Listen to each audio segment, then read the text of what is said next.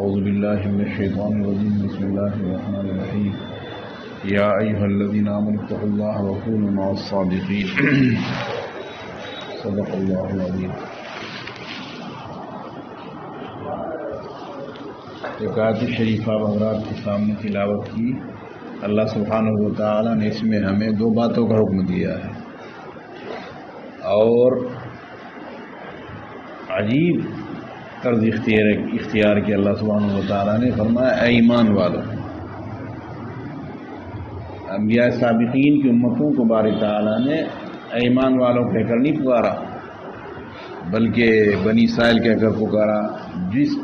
جو قوم جس نام کے ساتھ مشہور تھی اسی نام کے ساتھ اللہ سبحانہ و تعالیٰ نے انہیں پکارا ہے، مگر پیارے نبی صلی اللہ علیہ وسلم کی امت کو باری تعالیٰ نے یا ایھا الذین آمنوا بہت بڑا پیارا خطاب دے کر پکارا ہے۔ عبداللہ بن مسعود فرماتے ہیں جب یہ سنو قرآن کریم میں پڑھا جا رہا ہے یا کہا جا رہا ہے یا ایھا الذین آمنوا تو کان لگا دو، توجہ کرو، کوئی نہ کوئی بات ہمیں بتائی جا رہی ہے جس کا حکم کیا جا رہا ہے، یا کسی بات سے ہمیں روکا جا رہا ہے۔ کان لگا کر سنو جب یا ایھا الذین آمنوا کہا جائے۔ خیر بہرحال بتانا یہ ہے کہ باری تعالیٰ نے اس میں ہمیں دو حکم دیا، ایمان والو اللہ سے ڈرو، تقوی اور پرہیزگاری اختیار کرو۔ شیخ رحمۃ اللہ علیہ کتاب یہ پڑھ رہے تھے اکابر کا تقوی، شیخ زکریا کتاب ہے اکابر کا تقوی۔ اللہ سبحانہ و تعالیٰ کا خوف دل میں آ جائے، اللہ سبحانہ و تعالیٰ کا خشیت دل میں آ جائے، اللہ سبحانہ و تعالیٰ کا ڈر دل میں پیدا ہو جائے، اسی کا نام تقوی ہے۔ حضرت مولانا یحییٰ صاحب علیہ الرحمہ جو شیخ زکریا کے والد ہیں، ان کو سردی کے زمانے میں اپنا سالن گرم کرنے کی ضرورت ہوتی تھی، تو حمام سے جہاں پانی گرم ہوتا تھا جو آگ نکلتی اس میں گرم کرتے تھے۔ آگ باہر نہیں نکالتے تھے، بلکہ پانی گرم کرنے ہوئے جو آگ باہر نکلتی تھی اس آگ میں اپنا سالن گرم کرتے تھے۔ اس کے باوجود بھی مہینے میں پیسہ مظاہرلوم کے دفتر میں جمع کرتے تھے۔ کوئی آگ مدرسے کی خرچ نہیں کر رہے ہیں، لیکن اس سے فائدہ اٹھا رہے ہیں۔ اس فائدہ اٹھانے پر بھی حضرت مولانا حسان رحمۃ اللہ علیہ مسجد کے مال سے چونکہ نفع اٹھایا ہے اس لیے اس کا پیسہ جمع کرتے تھے۔ حضرت مولانا خلیل احمد صاحب رحمۃ اللہ علیہ ہمارے اکابر میں سے ہیں، مظاہرلوم کے شیخ الحدیث بھی رہے، ناظم بھی رہے، اور شیخ زکریا کے پیر اور مرشد ہیں۔ جب ان کے پاس کوئی آدمی بات کرنے کے لیے آتا تو پوچھتے بھائی مدرسے کے بارے میں بات کرو گے اپنے بارے میں بات کرو گے؟ تو اگر وہ عرض کرتا تھا تو اپنے بارے میں بات کروں گا تو اس سے اتر جاتے تھے جو مسلم بچا رہتا تھا، اور اگر مدرسے کے بارے میں بات کرتے تو اسی پر بیٹھے بیٹھے رہتے تھے۔ اللہ ہمارے اندر بھی یہ پرہیزگاری پیدا فرما رہا۔ مفتی مظفر صاحب رحمۃ اللہ علیہ ہمارے استاد گزرے ہیں، ان کے والد قاری سید صاحب نے اللہ مرقدہ کو مدرسے نے ایک جلسے میں بھیجا، اور مدرسہ جب کسی کو بھیجتا تو سفر لگاتا ہے، اس کی چھٹی نہیں لینی ہوتی، سفر لگتا ہے۔ تو شیخ زکریا علیہ رحمہ کا مزاج تھا مظاہرلوم کے اساتذہ کی نگرانی رکھنا، ان کے رجسٹروں کو چیک کرنا۔ تو دیکھا کہ قاری سعید صاحب جن کو مدرسے نے جلسے میں بھیجا تھا ان کے نام پر رخصت لگی ہوئی ہے، حالانکہ سفر لگنا چاہیے۔ تو قاری سعید صاحب نے پوچھا بھائی تمہیں تو مدرسے نے بھیجا تو تم نے چھٹی کیوں لی؟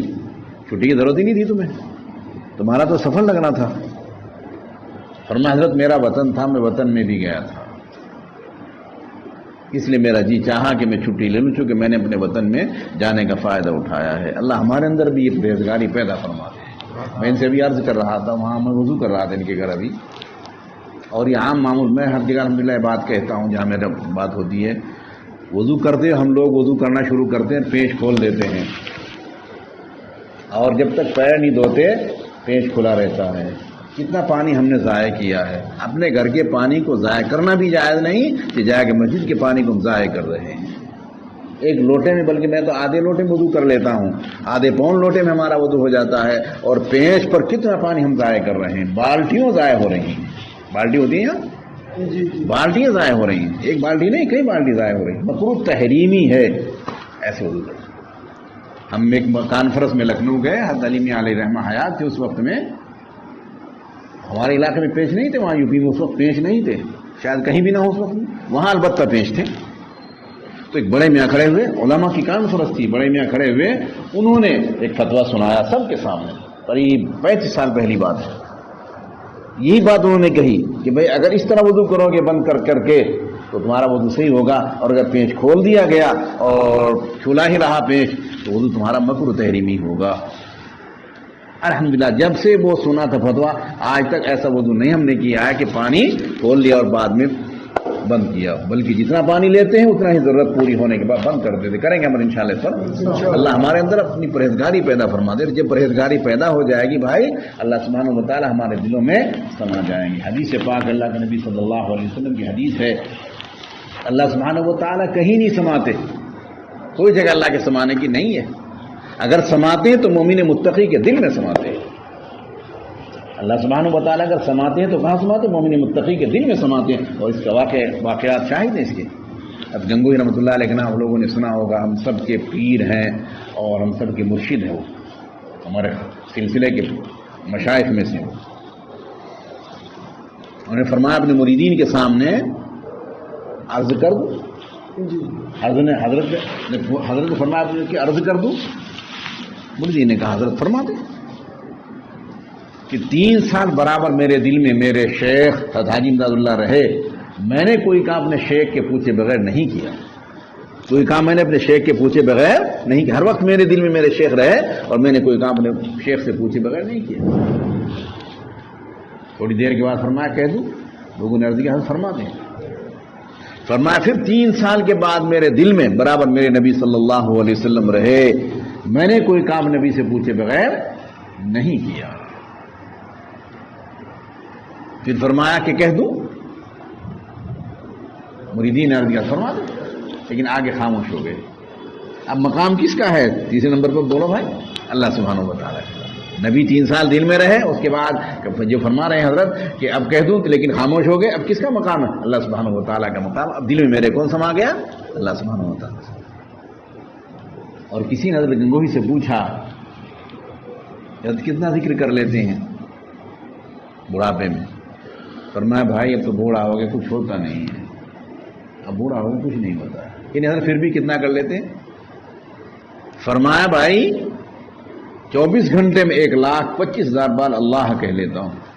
1,25,000 بار اللہ کہہ لیتا ہوں. اور مشاغل اور حدیث پاک پڑھانا، لوگوں کے آنے والوں کی ضروریات کا پورا کرنا، فتاوے اور مسائل بتانا وہ الگ. اس کے ساتھ ساتھ گنگوہی رحمۃ اللہ علیہ فرماتے ہیں کہ 1,25,000 اللہ کہہ لیتا ہوں. اللہ ہمیں بھی اپنے ذکر میں لگنے کی توفیق عطا فرما دے. دوسرا مطلب اس آیت شریفہ میں ہے سچوں کے ساتھ رہو.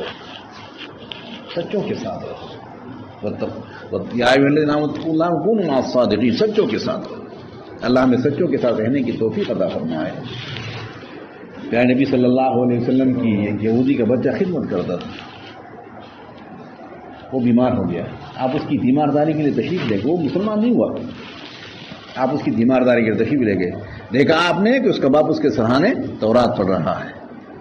آپ نے اس سے پوچھا رہے تو میرا اپنی اس کتاب میں ذکر پاتا ہے؟ اس نے کہا نہیں، آپ کا ذکر نہیں اس میں.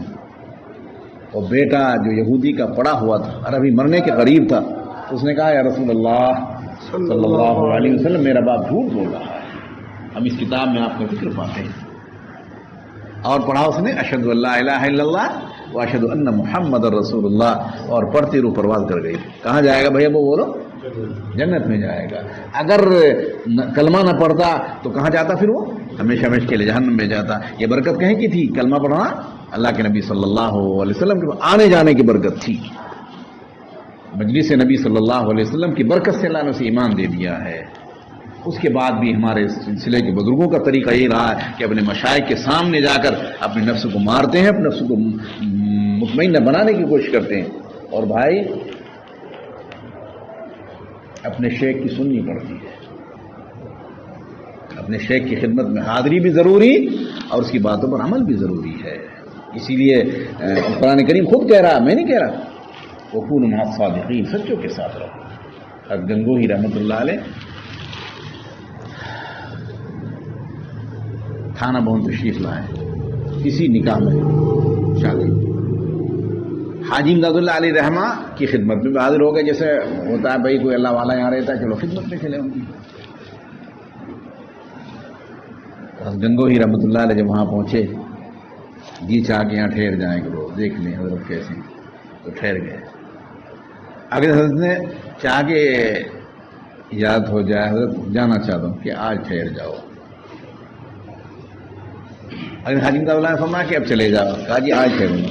40 روز گزر گئے. جس روز حضرت چاہتے تھے گنگوہی جانا اس کے ساتھ اب ان کے پیر منع کر دیتے, جو اجازت دیتے وہ خود رک جاتے. 40 روز گزر گئے. 40 روز گزر گئے.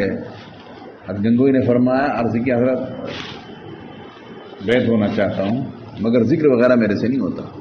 کہ نہیں ذکر نہ کرنا تم بیعت ہو جاؤ. بیعت ہو گئے اور بیعت ہونے کے بعد خود نام سکھا اس کا بستر یہاں کرنا میرے برابر میں. بستر کر دیا گیا. حضرت اپنے معمول کے مطابق اٹھے. اٹھ کر حضرت نے تہجد پڑھی, ذکر شروع کر دیا. حضرت گنگوہی نے بھی ایک کونے میں جا کر ذکر شروع کر دیا. یہ اپنے شیخ کی توجہ تھی. صبح جب ہوئی حضرت نے پوچھا بھائی ادھر کون ذکر کر رہا تھا؟ کوئی ایسا لگتا ہے کہ ماہر ہوتا ہے ذکر کا؟ عرض کی حضرت نہیں کر رہا.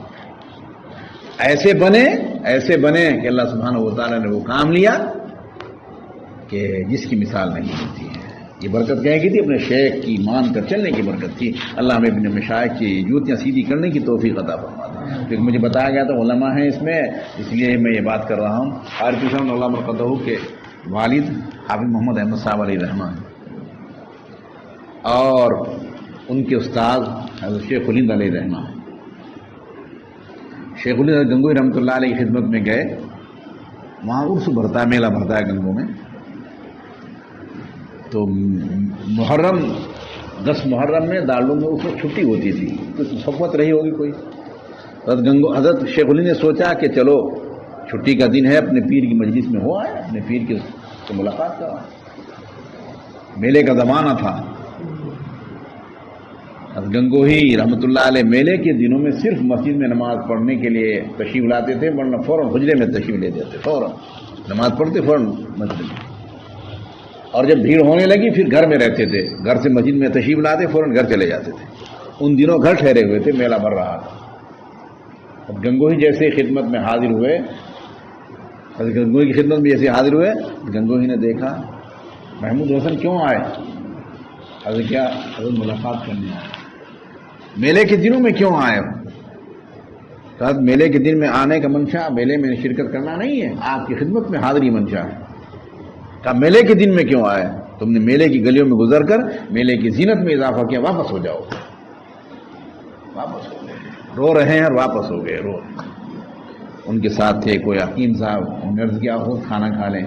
رو کر فرمایا حضرت تو فرمایا تم چلے جاؤ, اور تم کہہ رہے کھانا کھا لو. ایسا کبھی نہیں ہو سکتا کہ کھانا کھاؤ. پھر اللہ نے کیا بنا, ہندوستان کی آزادی کا صحرا کس کے سر چڑھا؟ شیخ الہند علیہ رحمہ. مجھے ایک واقعہ اور بتا کر کے ختم کرواؤں آپ کو. حکیم الاسلام قاری صاحب اللہ مرقدہ جن کو ساری دنیا جانتی ہے, دارالعلوم دیوبند کے 55 برس تقریباً محتم رہے ہیں. دارالعلوم کو پوری دنیا میں مشہور کرانا حضرت کا کام تھا. جب دارالعلوم کے محتم بنے, تھانوی رحمۃ اللہ علیہ خدمت میں لکھتے حضرت محتم بننے کے بعد دل میں کچھ بڑائی سی پیدا ہو گئی ہے. اہتمام آنے کے بعد دل میں کچھ بڑائی پیدا ہو گئی ہے. تھانوی فرمایا فوراً یہاں آ جاؤ تھانہ بھون.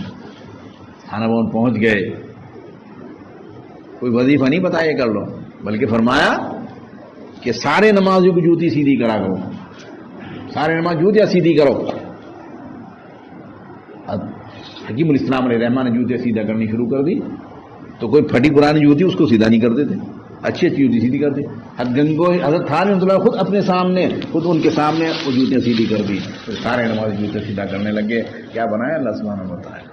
اس لیے بھائی اپنے شیخ کی کڑوی نرمی برداشت کرنی ہوگی, اور برداشت کریں گے انشاءاللہ پھر چمک ہمارے اندر پیدا ہو جائے گی. اللہ ہمیں ان باتوں کی قدر کی توفیق عطا فرمائے. ایک بات اپنے شیخ کی بتا دوں, شیخ یونس علیہ رحمہ کی. ہمارے شیخ فرمایا کرتے تھے مدرسے بنانے مسجدیں بنانے سے کیا ہوتا ہے جب تک اخلاص اور تقویٰ نہ ہو. مدرسے بنانے مسجدیں بنانے سے کیا ہوتا ہے جب تک اخلاص اور تقویٰ نہ ہو. اور اخلاص اور تقوی آتا ہے اللہ کے نیک، یہ حضرت فرماتے تھے، یہ جملہ بھی حضرت کا ہی گئے، اخلاص اور تقوی آتا ہے اللہ کے نیک بندوں کی مجلس میں آنے جانے سے، اخلاص اور تقوی آتا ہے اللہ کے نیک بندوں کی مجلس میں آنے جانے سے۔ ہماری بہت سرزنش فرماتے تھے، بہت ڈانٹتے تھے، بہت ہم آج تو ڈانٹے برداشت نہیں کر سکتا۔ ایک مرتبہ ہم مورے سے آئے، غالباً اس کا مولوی مکرم کا بے بھی ساتھ تھے، ہم نے سوچا گھر جانے سے پہلے اپنے مدرسے حضرت سے مل لیں، ہم تو صرف عمرہ کر کے آئے، بہت بڑا کمال کر کے آئے۔ حضرت کو لیٹا کر خادم مولوی سفیان تھے گجرات کے، وہ لیٹا کر رمضان کا مہینہ تھا، اسی دور گئے جس دروازہ، دن میں تھوڑا سا اتنے دیر میں آدمی سو رہ جاتا ہے، جاگے ہوئے تھے۔ میں نے کہا یار ملاقات کرنی تھی حضرت سے، تب کیواڑ کھول کے دیکھ لو، اگر سلام کا جواب دے دیں۔ اسی کیواڑ کھول کے میں نے سلام کیا، فوراً آنکھیں سرخ ہو گئی اور خوب دھمکایا، ابھی لیٹ ابھی تم آ گئے، وہ ٹائم نہیں دیکھتے، معلوم نہیں کیا کہا، کچھ نہیں، برداشت کرتا رہا۔ میں جو لے گیا تھا کھجوریں اور پانی وقت کے پاس رکھ دیا اور کچھ اور دیا، کہا جاؤ پھر آئیے، رکھ دے، چلا گیا۔ رمضان کا آخری تھا، میں نے رمضان کے بعد فون کیا حضرت کو، کہا کسی کے ذریعے کرایا کہ میں کھانا لاؤں گا، تو حضرت کے پاس میں پہنچا کھانا لے کر شام کو، عصر کے بعد، مغرب سے کچھ پہلے، سارا قصہ نقل کر رہے مولانا طاہر صاحب ہمارے مدرسے شیخ العزیز، ان کے سامنے سارا قصہ نقل کر رہے کہ میں نے ریاض کو دھمکایا تھا اور وہ اس طرح وہ کھجوریں رکھ کے گیا تھا، مجھے معلوم ہوتا ہے کہ وہ اخلاص سے لایا تھا، کیونکہ میں انہی کھجوروں سے روزہ افطار کرتا رہا روزہ۔ خادم بخاری میں تشریف لے کے ہمارے یہاں اخیر میں، پھر رمضان کے بعد انتقال ہی ہو گیا، مجھے بھی مولانا طاہر صاحب کو، مولانا شمون صاحب کو اتنا دھمکایا سارے مجمع کے سامنے، بہت ڈانٹ ڈپٹ کی میری، مولانا طاہر صاحب کی ڈانٹ ڈپٹ کی، مولانا شمون جو ہمارے بشارے ان کی بھی ڈانٹ ڈپٹ کی، لیکن کچھ اثر نہیں۔ سارا مجمع یعنی کئی ہزار آدمی وہاں موجود، سامنے لوگ بھی موجود، ہمارے مریدین موجود، فرما رہے حضرت اب مریدوں کی اس میں آگے کر کے اتنا تمہارے اندر یہ آگے یہ آگے، بہرحال خوب دھمکایا، لیکن الحمدللہ ان باتوں کا اثر نہیں، اللہ نے انہی کی دعاؤں سے، انہی کی توجہات سے آپ حضرات سے ملاقات کا موقع اللہ نے دے رکھا ہے۔ اللہ اپنے فضل سے ان کے فیوز کو ہمارے ذریعے بار تعالیٰ امت تک پہنچاتا رہے، اور ہمیں حضرت کے فیض سے جو ہمیں پہنچا ہوا ہے، وہ تو ہے کچھ نہیں بھائی، کچھ نہیں ہے، لیکن بہرحال جو ہے وہ بھی انہی کی برکت ہے۔ حضرت تھانوی رحمۃ اللہ علیہ تقریر فرما رہے تھے تو کسی نے برجستہ سوال کر لیا، تو مکمل از کمال ہے کیس چی، تو مجمل از جمال ہے، حضرت آپ کے اندر کمالات کہاں سے آ گئے، آپ کے اندر یہ جمال کہاں سے آ گیا؟ برجستہ جواب دیا مجلسی میں، من مکمل از کمال حاجیم، من مجمل از جمال حاجیم، تو میں تو اپنے حاجی جی کی وجہ سے مکمل بنا ہوں، اپنے حاجی جی کے جمالات سے میں مجمل بنا ہوں۔ تو بھائی ہمارے پاس ہمارے اساتذہ، ہمارے والدین، ہمارے مشائخ کی جوتیوں کا صدقہ ہے، ان حضرات کی توجہات ہیں، آپ حضرات سے ملاقات کا اللہ موقع دیتا ہے، اور دنیا جو ہے وہ پیچھے بھاگ رہی ہے، اور ہمارے مشائخ اس سے کٹ کر کے بچ کر کے اللہ کے پاس چلے گئے۔ اللہ ہمیں بھی دنیا سے بے رغبتی عطا فرما دے، اور حب جاہ ایمان دونوں سے اللہ سبحانہ و تعالیٰ دور فرما دے ہمارے۔